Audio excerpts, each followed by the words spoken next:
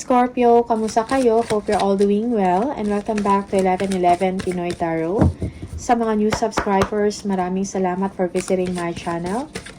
Tingnan natin kung ano yung mga paparating na energies and messages for you. Mga gabay at blessings for Scorpio, March 20 to 25. Thank you so much for supporting my channel by not skipping ads. Maraming salamat sa inyo, Scorpio. Okay, we have the 7 of Cups, 7 of Wands, 8 of Cups, 5 of Swords, and the Chariot. Okay, you are being defensive here, no? You are acting as a protector of something, okay? Maybe sa isang organization or sa isang company. Okay, merong defensiveness dito. All that glitters is not gold. May mga nire-review kayo or meron kayong mga tinitingnan na mga sitwasyon, no? Bago kayo gumawa ng isang komplikado na desisyon, okay? For some of you, may mga issues or may mga problems, no? Sa trabaho man to or about finances or money, but you are turning your back, you are walking away. For some of you, you are moving on, you are moving forward because you know that nothing can be done, no, in a situation. Okay. Ibasa nyo, you are standing up for yourself, for your beliefs, no? Kung ano man yung mga convictions ninyo. Okay, you are acting as a protector. Okay. Tingnan natin. Yeah, merong the Chariot. Merong nare-recognize ang inyong hard work or ang inyong achievement, yung galing sa trabaho. Okay, for some of you, merong intimidation in the situation, no? Bully tactics, okay? Meron dito na parang napapahiya or pinapahiya yung isang tao, something like that. Alright, merong conflict or arguments. Tingnan natin. Ano tong 7 of Cups? We have the Hierophant. Yeah. You are reviewing, no? Policies, procedures, something like that. Okay. You are, yeah. Parang meron kang ini-examine or tinitingnan kung tama ba to or hindi. Okay. For some of you, you are expanding your social circle, your network. Alright? Pero meron kayong ginagawang research, no, or nire-review, okay? Sa isang organization or sa isang company or sa isang institution, no? Or sa isang office. Okay? 7 of Wands, tingnan natin, ano to? We have the 7 of Cups. Alright, yeah. For some of you, you are defensive, no? Parang hindi ka basta-basta naniniwala sa isang sitwasyon. Okay? Parang kailangan mo pang pag-aralan ng mabuti, no? Okay. For some of you, may mga complex or komplikado kayo na mga desisyon na kailangan gawin. Pero bago mong gawin yan, meron ka pang inaalam pa further, no? You're getting more information about a certain situation bago ka umaksyon or gumawa ng desisyon. 8 of Cups, ano to? We have the 5 of Cups. Okay. Yeah, for some of you, may mga tao na disappointed, no, or nalulungkot sa isang situation. Okay, but you are moving forward, no? May mga issues dito na feeling mo not worthy, no, ng inyong time and attention. That's why you are walking away. Okay? For some of you, yeah, may mga disappointments dito. 5 of Swords, tingnan natin, ano to?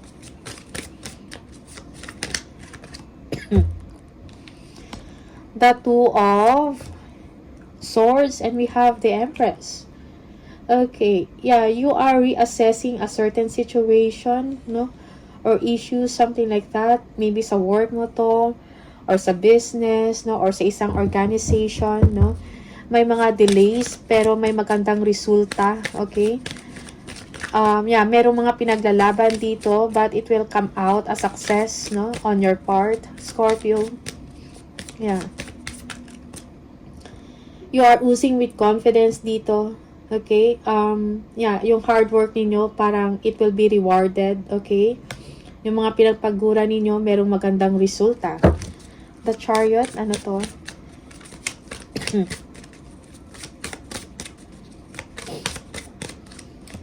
We have the Page of Pentacles.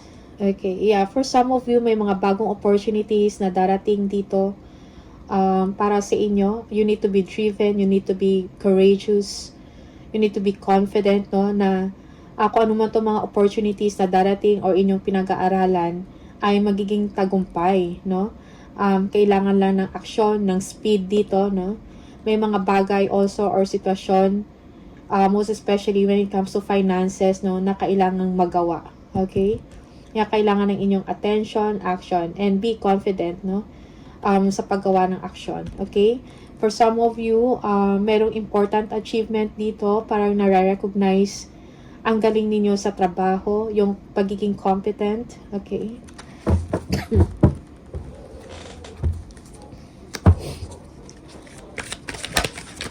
Scorpio.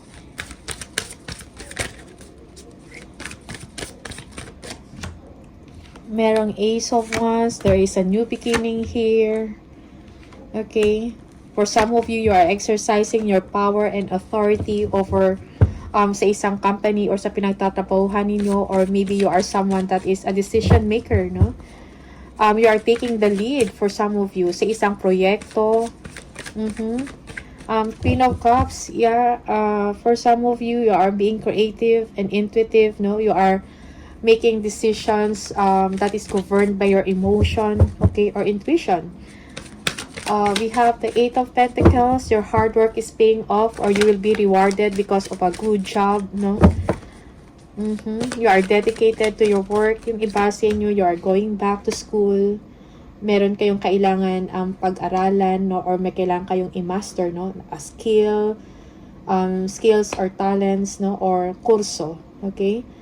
Yeah, you have the strength, no? Parang kung meron mang mga conflicts or challenges, no, sa isang sitwasyon, ito ay na-handle mo ng maayos with bravery and with confidence. Okay? You are showing confidence in your thoughts, in your emotions, in your actions. Ace of Wands, tingnan natin, ano to? For some of you, this is career advancement, no? Merong opportunity for you for something good, something big, alright? You are full of ideas, or meron kayong mga bagong pagkakaabalahan, okay? Tingnan natin. For some of you, this is a new job or a business venture. Yeah, we have the Fool. Yeah, you're taking chances, you are taking risk, no?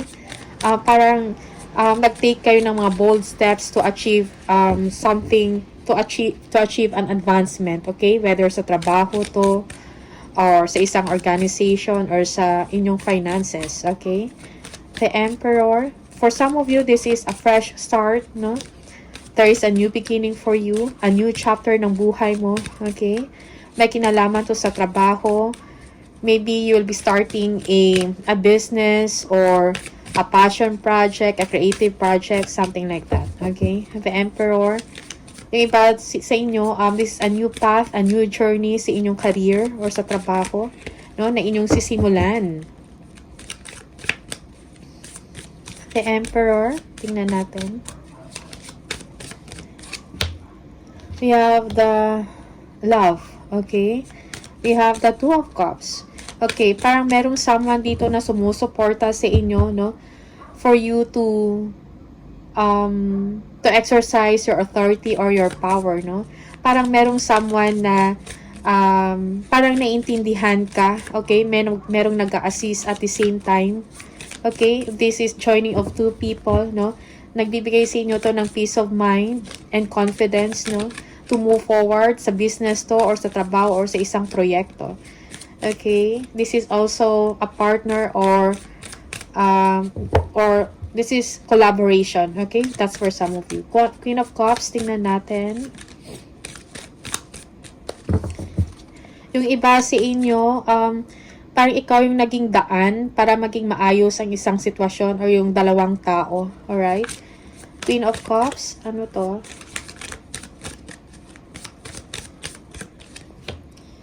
We have the Wealth. Okay? Yeah, for some of you, you have successfully completed a project, no? Para nagbibigay or you are working on your legacy. Something like that. Okay? This is also an achievement, no? Or maybe you have completed an education. Okay? Just take whatever resonates for you, no? And leave the rest. Eight of Pentacles. Ano to?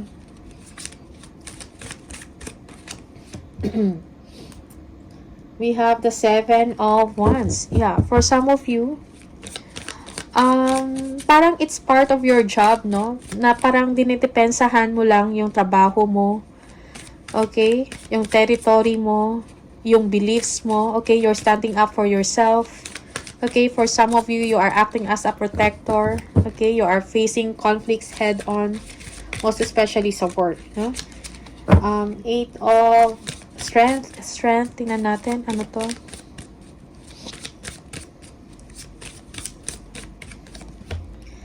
We have the Strife. Okay? Five of Wands. Yeah, for some of you, kung ano man tong mga conflicts na yan, no? And struggle or power struggle, parang na-overcome, no? Meron kang control sa sarili mo at disiplina na handle mo ng maayos.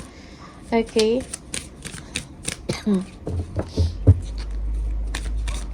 Yeah, for some of you, you are overcoming obstacle, no, sa work mo or sa kung ano man tinatrabaho mo by being dedicated and committed sa trabaho.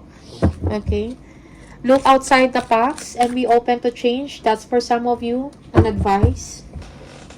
Ano natin? Scorpio. We have the Ten of Swords. Okay? There is an ending of a difficult situation, no? An ending of a situation na sa tingin mo ay toxic or abusive. Okay? For some of you, merong ending of betrayal dito. Okay? Or if you have been cheated, merong ending dyan. You have overcome your fears for some of you, no?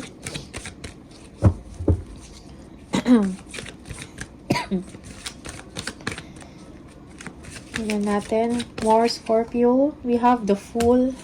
Okay. Merong fresh start para sa inyo dito. Okay. May mga good friends or may mga supporters kayo sa work mo. Okay.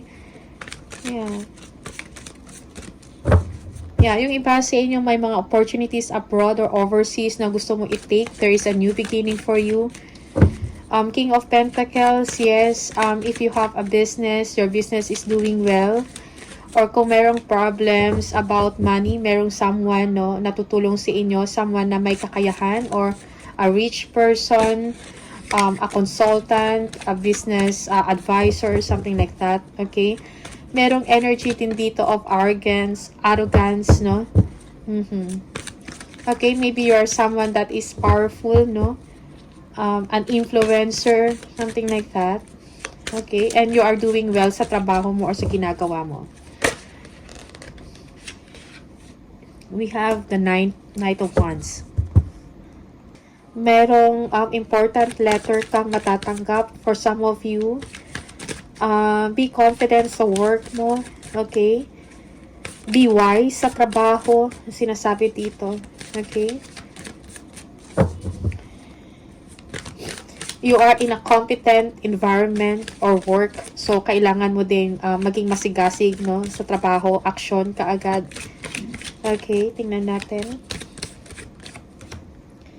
We have the Page of Wands. Yeah, for some of you, parang ang dami, you have a lot of ideas, no? Parang excited ka about sa mga, sa future mo or sa mga next endeavor mo. Okay? You are optimistic. Yung iba sa inyo, you're thinking or planning about a travel. Okay? Excited ka sa future.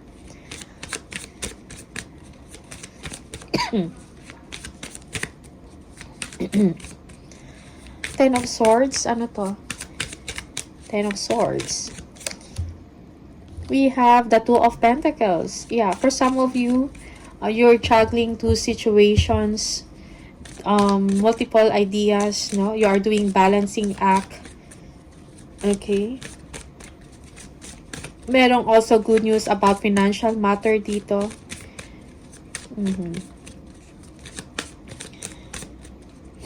Yeah, work-life balance is also needed. Yung iba sa inyo, parang you are pressured sa trabaho. Okay, pero merong ending dito, magiging maayos din ang lahat.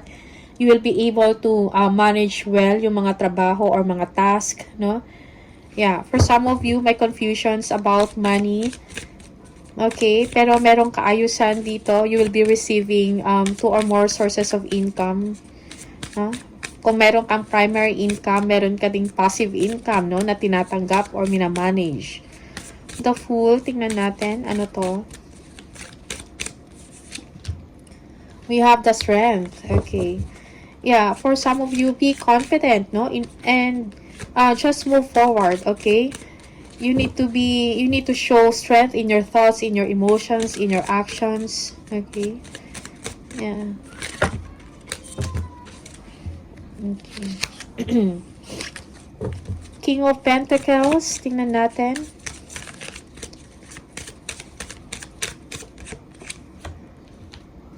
Okay, we have the Six of Pentacles. Okay, for some of you, you will be receiving money, a big amount of money, or you will be receiving favors from, mga pabor, no? From a businessman or from an advisor, a consultant, okay? Parang nabibigyan ka na ng oras or ng attention, something like that. For some of you, you'll be receiving a loan. Kung nag-apply ka ng a loan, you will be approved. Or this is you will be sharing your blessings. You will be giving money to someone, time and attention to someone, alright? Knight of Wands, tingnan natin, ano to? We have the Eight of Pentacles. Yeah. Your hard work is or will be rewarded, no? Because of your commitment and dedication. Okay? For some of you, parang gustong-gusto mong meron kang gustong-gustong pag-aaralan, no? Na sa tingin mo makadagdag, no? Sa talent or sa skills mo para ma-improve pa further. Okay? Page of Wands. Tingnan natin.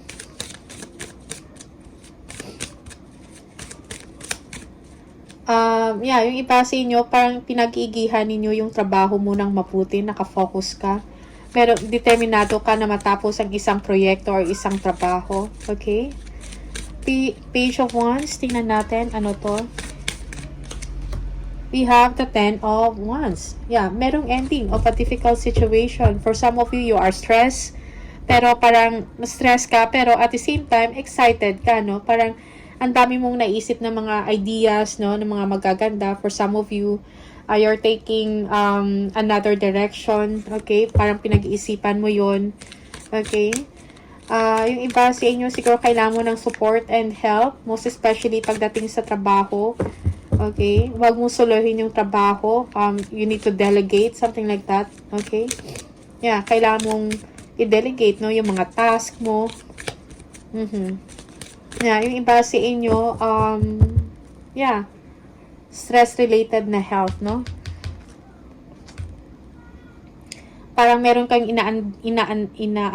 iniindang na sakit, no? Sa likod. Okay? Sa shoulders ninyo. Okay, additional messages for Scorpio.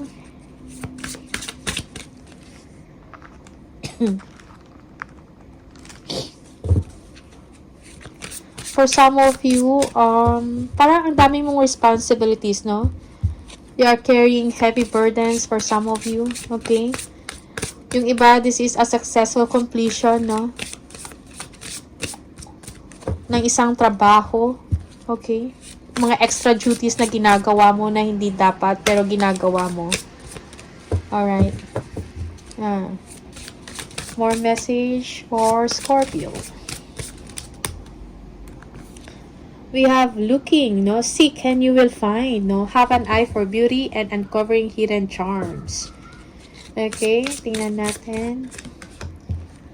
Money matters. Invest your money wisely. Yes, for some of you, you need to cut costs siguro, yung mga expenses mo na mga unnecessary expense. Yeah, for some of you, you need to plan ahead about your resources, okay? Also, kung meron kang gustong i-invest, no? Siguro, kailangan maging wise dito. Alright?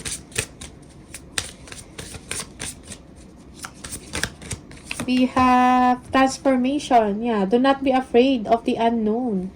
Change is the natural order of things, no? So, do not be afraid of change. Do not be afraid of the unknown.